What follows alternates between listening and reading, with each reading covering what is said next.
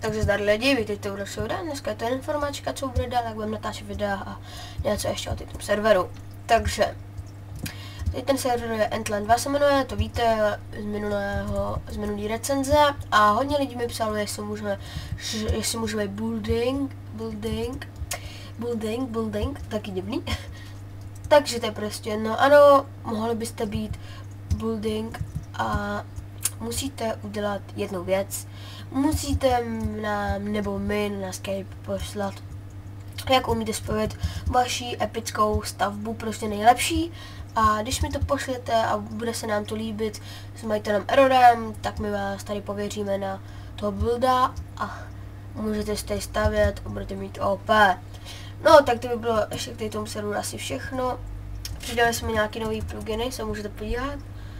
Je tu Enchant All, ale to je jenom pro VIP a protože máte všechno 127 pro adminy a je tu permise. Ještě to jsem nechtěl. Vidíte, admin. Takže, a jak budeme natáčet videa, co budeme všechno natáčet, to na vás můžete nám říct, ale určitě budeme natáčet vlog. Ten už máme v kompu a asi taky challenge, to nevím ještě, se mi do toho nechce. Asi jo. Potom nějaký adventure a mám v počítači, už mám LP, let's play. Potom další recenze, když budete chtít recenzi ze serveru, tak mi řekněte, já vám ji udělám. A asi taky budeme ještě natáčet Counter-Strike a Combat Arms a ještě možná simíky, ale to ještě nevím. Takže to by bylo asi v dnešním videu vše. Takže můj Skype v popisu videa, určitě mi tu pošlete, jestli budete chtít být a bereme asi tak 2 nebo 3.